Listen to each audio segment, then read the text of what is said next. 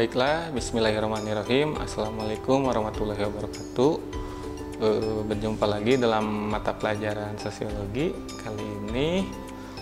Pertemuan kali ini kita akan melanjutkan materi yang sebelumnya, yaitu mengenai identitas sosial dan tindakan sosial. Nah, materi berikutnya adalah kita akan membahas mengenai realitas individu, kelompok, dan hubungan sosial di masyarakat. Jadi bagaimana sih pengertian dari individu itu sendiri? Kenapa individu itu sangat berpengaruh besar nih terhadap mata pelajaran sosiologi? Baiklah, tidak panjang lebar, kita simak materinya bersama-sama. Nah, di dalam materi ini, pertemuan kali ini ada 4 bahasan pokok. Yang pertama itu mengenai definisi individu, kelompok, dan hubungan sosial. Kemudian yang kedua adalah hakikat interaksi sosial. Yang ketiga adalah bentuk interaksi sosial. Dan yang keempat adalah aturan dan tahap interaksi sosial. Nah, kita langsung bahas yang pertama mengenai definisi individu, kelompok, dan hubungan sosial. Perlu kalian ketahui, individu itu berasal dari bahasa Yunani. Yang bahasa Yunaninya adalah individuum, yang artinya tidak terbagi. Jadi individu itu merupakan suatu kesatuan yang sangat utuh, tidak dapat dibagi-bagi, suatu kesatuan yang sangat ajeg mungkin ya. Jadi individu itu seperti itu. Kemudian individu juga merupakan manusia yang spesifik, jadi memiliki peranan khas dalam kepribadiannya. Jadi kita itu secara tidak langsung memiliki keunikan yang masing-masing, seperti halnya pembahasan identitas sosial kemarin. Jadi jangan sampai kalian minder dengan diri kalian sendiri, jangan sampai kalian malu dengan diri kalian sendiri, karena pada dasarnya setiap individu itu memiliki potensi, memiliki keunikan, memiliki kekhasannya masing-masing. Oke, next. Kemudian individu juga itu terdiri dari beberapa bagian. Yang pertama, individu itu terdiri dari raga. Jadi ada bentuk jasadnya, bentuk tubuhnya, ada hidungnya, ada telinganya. Itu merupakan bagian dari raga dalam individu itu sendiri. Nah, yang kedua adalah ada rasa. Jadi individu itu memiliki perasaan. Perasaan manusia juga bisa menangkap gerakan dari benda-benda isi alam semesta. Jadi kita bisa meraba, bisa memegang suatu benda, bisa merasakan suatu alat. Itu termasuk bagian individu, yaitu rasa. Kemudian yang ketiga adalah rasio atau akal pikiran. Jadi pada dasarnya individu itu memiliki akal pikiran, memiliki kemampuan untuk berpikir, untuk mengambil keputusan, untuk memecahkan masalah dalam hidupnya. Jadi kalau misalnya kalian ada masalah, percayalah Tuhan tidak akan memberikan masalah di luar kemampuan kalian. Jadi kalian harus yakin bisa memecahkan masalah tersebut. Dan yang terakhir, individu juga memiliki rukun atau pergaulan hidup. Jadi individu itu harus senantiasa membutuhkan individu lainnya. Kalian hidup itu harus punya teman. Kalian gak mungkin hidup sendiri. Pasti kalian membutuhkan teman. Nah, mungkin dari beberapa kalian sendiri ada yang bertanya, Pak, apakah hewan atau kucing itu termasuk individu? Ya kita lihat sendiri. Apakah dia memiliki raga? Oke, dia bisa memiliki. Apakah dia memiliki rasa? Oke, dia juga bisa merasakan makanan dia sendiri. Nah, apakah kucing tersebut memiliki akal pikiran? Apakah dia bisa membuang kotorannya pada tempatnya di toilet? Mungkin beberapa kucing ada yang bisa, tetapi mayoritas tidak bisa kan? Jadi kucing ini tidak memiliki rasio atau akal pikiran. Dan apakah kucing ini memiliki pertemanan atau pergaulan hidup? Tidak semua kucing juga kan? Jadi kucing ini tidak memenuhi syarat sebagai untuk dikatakan bagian dari individu. Jadi dalam hal ini kucing itu bukan termasuk individu. Jadi yang dinamakan individu itu adalah manusia itu sendiri. Seperti itu teman-teman. Nah, kemudian berikutnya Setelah kita melakukan pergaulan hidup dengan orang lain, tentu kita akan membuat atau membentuk suatu kelompok sosial. Kita hidup akan berkelompok mau tidak mau dimanapun tempat kita berada, baik di sekolah, di rumah, dan lain sebagainya. Nah, apa sih pengertian kelompok sosial itu sendiri?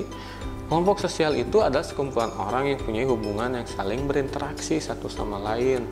Jadi sekumpulan orang itu berarti lebih dari satu orang dong, bisa 2-an, 3-an, dan lain sebagainya. Mempunyai hubungan dan saling berinteraksi. Contohnya saat kalian di kelas, saat mungkin sekarang sudah mulai tatap muka, kalian berinteraksi dengan guru langsung, berinteraksi dengan warga sekolah langsung.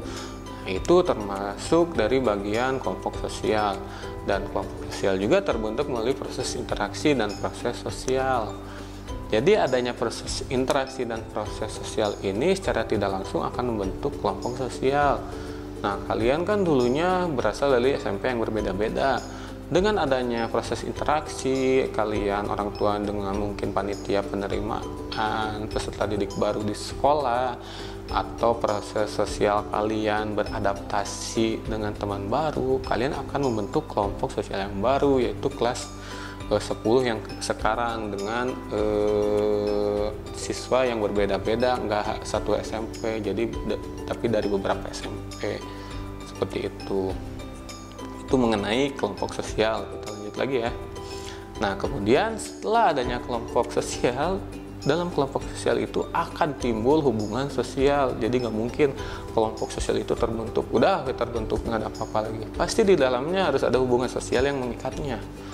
Nah, hubungan sosial itu apa sih, Pak? Hubungan sosial itu adalah hubungan timbal balik yang terjadi antara individu satu dengan individu yang lainnya dan saling mempengaruhi, dan juga dengan dasar untuk kesadaran saling tolong menolong. Jadi kalau misalnya dalam suatu kelompok kalian tidak ada perasaan untuk saling menolong, jadi hare-hare atau cuek, itu mungkin Bapak mohon maaf bukan termasuk hubungan sosial, tidak dapat dikatakan sebagai kelompok sosial yang bagus, karena adanya sikap antisosial itu sendiri. Jadi nggak mau kalian hidup berkelompok itu harus saling tolong menolong, harus ada kesadaran sendiri, jangan inisiatif harus ditunjuk dulu, harus diperintah dulu baru kalian menolong. Jangan seperti itu. Bapak harap kalian tidak seperti itu. Oke. Nah, yang berikutnya, subbahasan yang kedua adalah setelah kita mempelajari individu dan kelompok sosial, kita akan lanjut bagaimana sih interaksinya di dalam kelompok sosial tersebut. Nah, kita harus tahu dulu pengertian interaksi sosial sendiri itu apa. Nah, interaksi sosial itu adalah hubungan timbal balik antara individu dengan individu, individu dengan kelompok, dan kelompok dengan kelompok. Ingat ya, hubungan timbal balik. Kalau misalnya kalian nge-WA teman atau nge-WA guru, nge-WA pacar kalian misalnya, tapi tidak di-read atau tidak dibaca, atau dibaca tapi tidak dibalas padahal dia statusnya online, itu tidak termasuk interaksi sosial karena nggak ada hubungan timbal baliknya atau nggak ada responnya. Jadi interaksi sosial ini harus ada responnya mau nggak mau, meskipun hanya satu kata begitu. Nah, kemudian interaksi sosial juga ada polanya yang tadi seperti pengertiannya. Pola yang pertama itu adalah individu dengan individu. Misalnya Bapak ngobrol dengan si Mika, misalnya ngobrolin tentang pelajaran, dia nanya tugas, lalu Bapak menjelaskannya, jadi tugasnya kayak gini, tugas sosial gini, bla bla bla. Nah, itu pola interaksi individu dengan individu.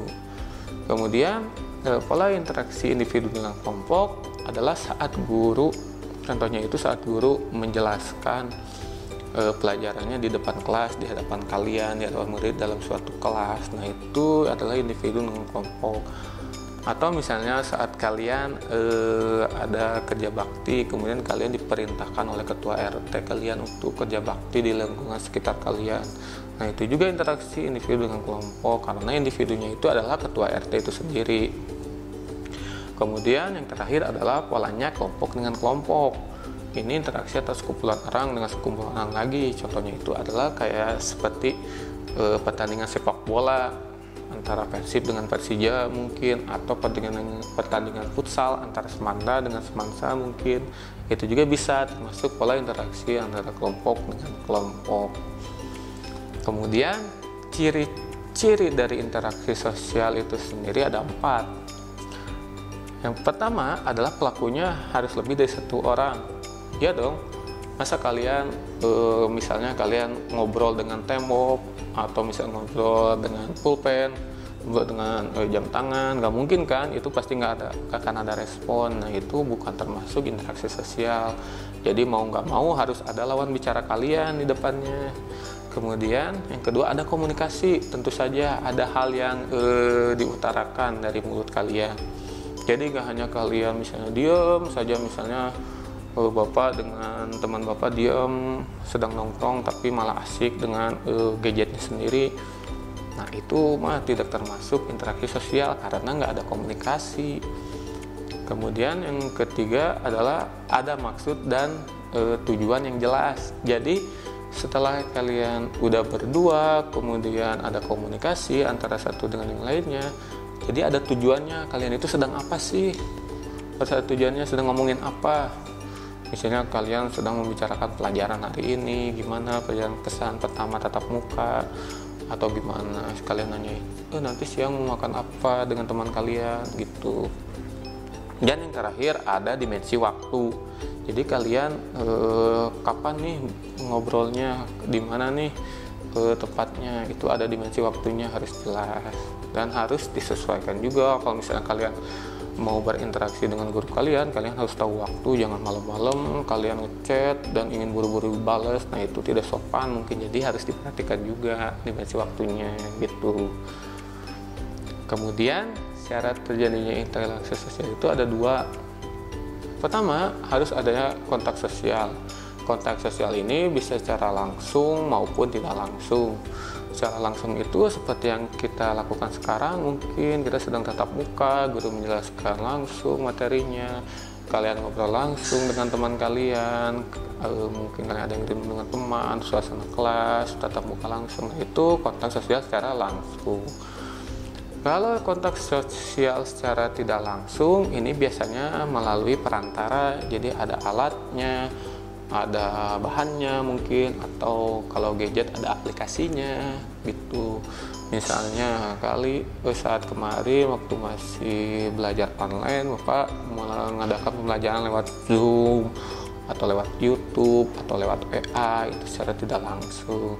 Nah, bagaimana kalau misalnya saya mengirim surat, tetapi surat saya tidak dibalas oleh kakek saya yang di Cianjur Selatan? Apakah itu termasuk interaksi sosial? Nah, kalau kasusnya seperti itu, berarti itu tidak termasuk interaksi sosial karena nggak ada responnya, nggak ada timbal baliknya dari kakek kalian yang di kidul. Jadi surat kalian hanya sampaikan saja, tetapi tidak balik lagi, tidak ada responnya. Itu tidak termasuk interaksi sosial. Berikutnya yang kedua adalah adanya komunikasi. Ini bisa komunikasi verbal dan non-verbal.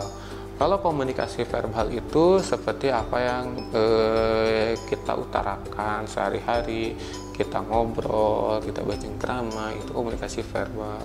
Kalau misalnya komunikasi non-verbal, contohnya adalah saat Bapak memanggil seseorang, misalnya Fajri, Bapak melambaikan tangan seperti ini, tapi dia langsung mengerti, oh ya Pak, siap, katanya. Dia langsung nyamperin, berarti dia sudah mengerti komunikasi non-verbal dari Bapak.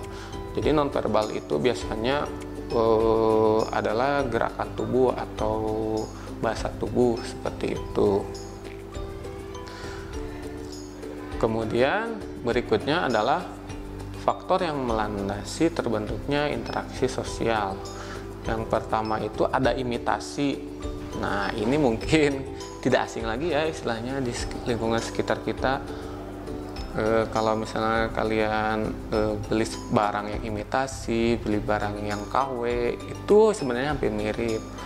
Nah, imitasi itu adalah proses meniru sesuatu yang dilakukan oleh orang lain. Jadi kita mengikuti apa yang orang lain lakukan. Contohnya itu mengikuti teman yang buang sampah pada tempatnya. Oh, itu si Ama buang sampahnya bagus nih kepada tempatnya. kita ikutin. Oh, si itu mah bagus deh, udah beres kelas berakhir teh bangkunya dirapikan lagi, kita ikutin. Nah, itu adalah imitasi. Yang kedua adalah sugesti. Sugesti ini biasanya adalah pengaruh yang diberikan individu ke individu lainnya. Biasanya akan lebih mudah terpengaruh oleh tokoh tertentu. Jadi sugesti ini biasanya akan mudah dilakukan kalau misalnya dicetuskan atau diutarakan oleh tokoh-tokoh yang memiliki profesi atau memiliki nama dan sebagainya. Contohnya itu adalah saat si Lia itu mengikuti arahan Dr. Joni untuk selalu jalan kaki 15 menit setiap hari agar selalu sehat misalnya. Gitu. Yang ketiga adalah simpati. Simpati ini adalah ketertarikan kepada individu lainnya karena rasa peduli tapi belum tahap tindakan. Jadi simpati ini baru sebatas ucapan saja. Jadi baru sebatas apa yang kita utarakan di mulut, belum kepada sampai tahap perbuatan. Contohnya itu saat si Bruno mengucapkan belasungkawa kepada temannya atau kepada ayahnya si Bana yang meninggal dunia, atau kalian saat mengucapkan selamat ya kamu mendapatkan giveaway iko-ikoyan dari Arif Muhammad. Nah, itu adalah simpati. Jadi hanya masih ucapan gitu. Kemudian yang berikutnya adalah identifikasi. Nah, identifikasi ini adalah proses meniru tokoh idola. Jadi hampir mirip sebenarnya dengan imitasi, tetapi identifikasi ini yang ditirunya adalah tokoh idola. Tolong ya digarisbawahi, tokoh idola identifikasi ini. Contohnya, Lance meniru gaya rambut Paul Pogba. Atau misalnya Rahel meniru gaya rambut Lisa Blackpink. Atau misalnya Budi meniru gaya rambut Edi Brokolo jadi dan ambasador MS Glow misalnya. Nah, ini yang membedakannya dengan imitasi. Kalau imitasi mah itu yang ditirunya teman sebaya, sederajat, sepantaran. Kalau identifikasi itu lebih ke tokoh idola yang ditirunya. Itu. Kemudian yang kelima ada empati. Nah, ini juga beda dengan simpati. Kalau simpati masih sebatas ucapan, kalau empati sudah ke perbuatan. Jadi dia ada tindakan langsung, ada tindakan sosialnya langsung. Contohnya saat Mia mengadakan penggalangan dana untuk temannya yang tertimpa musibah. Kalau yang sebelumnya kan simpati hanya mengucapkan. Kalau empati ini mah sudah ke penggalangan dananya. Gimana nih buat membantu teman kita yang terkena musibah atau teman kita yang meninggal. Jadi empatinya ada tindakannya seperti itu, tindakan nyatanya.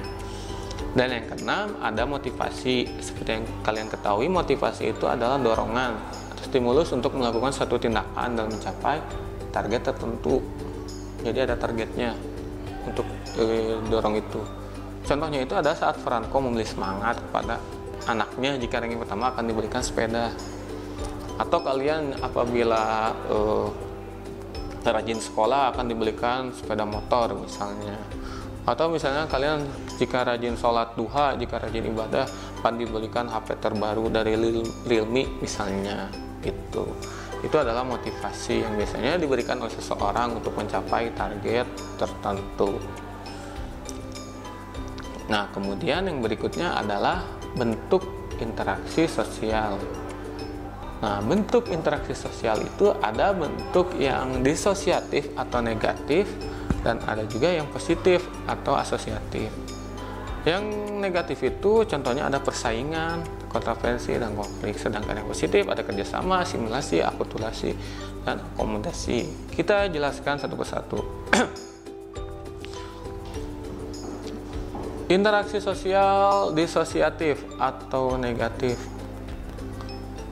Persaingan, yang pertama itu ada persaingan, yaitu proses sosial saling berlomba dan berbuat sesuatu untuk mencapai target tertentu. Contohnya persaingan untuk mendapatkan si dia. Itu rata-rata kenapa persaingan itu masuk ke proses disosiatif, karena rata-rata bersaing itu secara tidak sehat. Jadi banyak mayoritas persaingan itu tidak sehat, sehingga dalam sosiologi persaingan itu masuk ke dalam bentuk interaksi sosial yang negatif. Yang kedua adalah kontravensi. Kontravensi itu adalah proses sosial antara persaingan dan konflik. Jadi ini pertengahan nih. Jadi tengah-tengah persaingan dan konflik. Jadi kontroversi itu ditandai dengan kalian memulai dendam kepada seseorang, kemudian melawan kepada seseorang, dan juga menolak kepada seseorang. Contohnya itu saat menolak keputusan ketua murid dalam uang kas. Misalnya dalam kalian ketua murid kalian memutuskan uang kas per minggu itu adalah 1 juta. Nah, kalian memberontak menolak, masa 1 juta? Tidak semua siswa di kelas kan orang kaya, jadi kamu itu harus tahu pikiran dong. Nah, itu ada kontravensi, menolak keputusan. Dan yang terakhir adalah konflik. Proses sosial menjadikan pihak lain akibat pola pikir atau pandangan yang berbeda. Nah, konflik di sini biasanya berakibat sangat fatal, terutama bagi sebagian masyarakat. Makanya konflik di sini dimasukkan kepada interaksi sosial yang negatif. Kemudian perlu kalian ketahui, konflik itu terdiri dari bermacam-macam. Yang pertama ada konflik individu. Misalnya kalian konflik dengan si A dengan si B karena rebutan si C, misalnya itu konflik teman dengan teman, itu individu. Yang kedua ada konflik kelas sosial. Misalnya ini kelas sosial itu jadi konflik ada stratanya. Misalnya konflik antara kalian KM dengan bendahara. Atau misalnya kalian konflik antara kalian dengan kakak kalian. Jadi ada tingkatannya kalau kelas sosial itu. Yang ketiga, konflik rasial. Ini konflik antara ras atau suku bangsa. Jadi misalnya konflik orang Sunda dengan orang Jawa, atau orang Madura dengan orang Dayak. Nah, itu konflik rasial. Dan yang terakhir adalah konflik politik. Misalnya perpecahan pendukung Prabowo dengan Jokowi, mungkin kalau masih kalian ingat. Gitu. Nah, berikutnya adalah bentuk interaksi sosial yang asosiatif atau yang positif. Yang pertama itu ada kerjasama. Ini kerjasama itu mungkin sering kalian lakukan ya dalam kehidupan sehari-hari. Nah, kalau kalian ketahui, pengertiannya itu adalah usaha bersama untuk mencapai tujuan tertentu. Kalian bahu-membahu untuk mencapai tujuan tertentu itu harus kerjasama, kan? Nah, itu. Ternyata kerjasama itu dibagi lagi. Ada kerjasama yang pertama itu ada bargaining, yaitu perjanjian pertukaran barang dan jasa. Ini mungkin dilakukan pada saat zaman dahulu ya. Sistemnya sistem barter, mungkin dibata antara beras dengan sayuran misalnya, atau beras dengan telur. Nah, itu bargaining. Yang kedua adalah ada kooptasi, yaitu penerimaan unsur baru dalam kepemimpinan. Contohnya adanya presiden baru, mungkin akan ada kebijakan baru, aturan baru. Atau misalnya kalian di kelas adanya KM baru, mungkin ada suasana yang baru juga. Atau misalnya di lingkungan sekolah, pergantian kepala sekolah yang baru juga mungkin akan timbul kebijakan yang baru juga gitu. Itu kooptasi. Yang ketiga ada koalisi, gabungan dua kelompok untuk mencapai tujuan tertentu. Koalisi itu mungkin sering kita dengar dalam dunia politik ya, koalisi antara partai A dengan partai B misalnya. Ya, yang keempat ada joint venture. Inilah dilakukan oleh dua perusahaan dalam menjalankan suatu proyek. Nah, joint venture ini lebih ke perusahaan, misalnya perusahaan jasa raharja dengan perusahaan Across Limitless misalnya. Itu perusahaan asuransi, dua-duanya dia melakukan kerjasama bagaimana yang kecelakaan itu bisa mendapatkan asuransi secara cepat. Yang kedua adalah asimilasi, bergabungnya dua budaya sedangkan budaya lamanya itu hilang. Dua budaya nih bergabung, tapi budaya lamanya itu hilang, jadi cuma satu budaya yang ada, budaya baru. Contohnya Asri nikah dengan orang Eropa. Nah, setelah 5 tahun dia tinggal di Eropa, dia lupa dengan bahasa daerahnya sendiri, padahal si Asri ini orang Sunda. Jadi dia udah nggak bisa bahasa Sunda waktu pulang lagi ke Indonesia teh. Nah, itu adalah asimilasi. Sedangkan akulturasi itu kebalikannya. Dua budaya itu bergabung, tapi tidak hilang kebudayaan lamanya. Jadi tetap aja jadi dua budaya itu bercampur. Contohnya itu adalah masjid-masjid yang sering kita lihat di daerah Jawa. Itu bergabungan kan antara Cina dengan orang Jawa itu sendiri. Atau misalnya ada keraton kesepuhan, kan itu juga gabungan kan kebudayaan antara orang Barat dengan kebudayaan kita. Nah, itu adalah bentuk sosial asosiatif akulturasi. Kemudian yang keempat adalah akomodasi, yaitu usaha untuk mengakhiri pertentangan tanpa menghancurkan salah satu pihak. Nah, misalnya tadi kan kita udah membahas konflik, ada konflik pribadi, konflik rasial. Bagaimana sih cara untuk mengurangi pertentangan atau konflik tersebut tanpa kita menjatuhkan dan menghancurkan salah satu pihak? Yang pertama itu ada kompromi, yaitu mengurangi tuntutan kedua belah pihak agar dicapai penyelesaian. Jadi kalau misalnya kalian berkonflik, kalian milih kompromi, ternyata penyelesaiannya tuntutan kalian dikurangi. Tuntutan pihak yang berkonflik dengan kalian juga dikurangi, sehingga suasananya menjadi adem lagi gitu. Yang kedua ada arbitrase, itu mendatangkan pihak ketiga yang netral untuk menyelesaikan masalah dan memberi keputusan. Jadi arbitrase ini, kalian misalnya konflik si A dengan si B, kalian mendatangkan pihak ketiganya. Nah, pihak ketiga itu berhak memberi keputusan, berhak untuk memisahkan kalian. Yang ketiga, mediasi, mendatangkan pihak ketiga tapi tidak berwenang mengambil keputusan. Ini lawan dari arbitrase. Jadi yang mediasi mah nggak boleh ngambil keputusan, keputusannya balik lagi kepada kalian sendiri. Itu contohnya, kalian ada konflik dengan si A, kalian bawa ke BK misalnya. Nah, BK tersebut melerai kalian, tapi keputusannya diserahkan lagi pada kalian, apakah kalian masih mau lanjut sekolah misalnya atau enggak gitu. Yang keempat ada stalemate, kelompok yang terlibat pertentangan ketika kekuatan yang seimbang. Ini stalemate ini bisa dikatakan adalah deadlock. Jadi nggak ada penyelesaian stalemate ini sebenarnya, karena kedua yang berkonflik itu seimbang kekuatannya, nanti perlahan-lahan mungkin akan reda sendiri. Berikutnya adalah adjudication. Ini penyelesaian masalah melalui jalur pengadilan atau hukum. Misalnya ada kasus pencurian, kekerasan, itu selesaikan melalui pengadilan dan hakim nanti menjadi hukuman sekian tahun selesai, itu adjudication. Berikutnya adalah toleransi, sikap saling menghargai satu sama lain. Sudah kalian pahami mungkinnya sejak lama toleransi ini. Kemudian yang terakhir konsiliasi, mempertemukan keinginan kedua pihak yang berselisih untuk cari jalan keluarnya. Kalau yang kompromi tadi mengurangi tuntutan, kalau yang ini menentukan keinginan. Jadi keinginan si A dengan si B itu seperti apa? Si A maunya seperti ini, si B maunya seperti ini. Jadi digabungkan, kemudian keluarnya seperti apa jalan keluar. Itu. Yang keempat adalah aturan dan tahap interaksi sosial. Nah, jika kalian akan melakukan interaksi sosial, kalian harus tahu aturannya, harus tahu tahapnya. Jangan kalian seenaknya melakukan interaksi sosial, apalagi terutama kepada orang yang lebih tua atau orang yang memiliki jabatan di atas kalian. Yang pertama, kalian harus memperhatikan waktunya. Jangan seenaknya. Kita harus tahu kapan saatnya kita menghubungi guru, menghubungi teman kalian, menghubungi kerabat kalian. Jadi harus tahu waktu, jangan seenaknya. Yang kedua adalah gerak tubuh. Jangan sampai saat kita ngobrol dengan guru kalian bersikap menantang, lege, kepalanya ditengakin kayak gini. Nah, jangan kayak gitu, harus bersikap sopan, tata krama.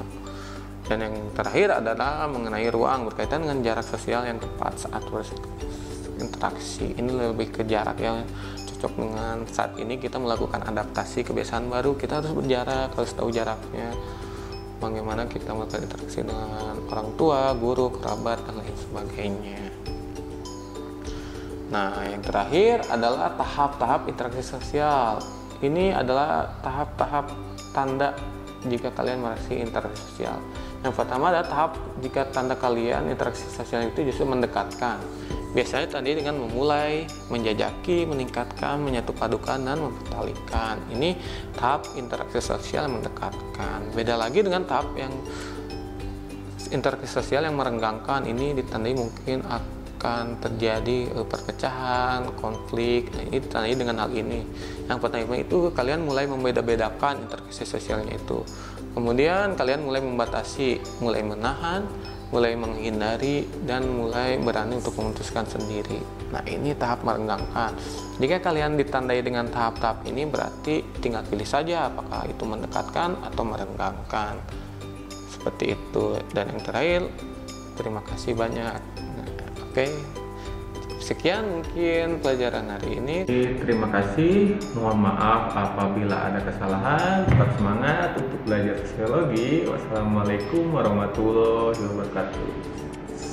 See you.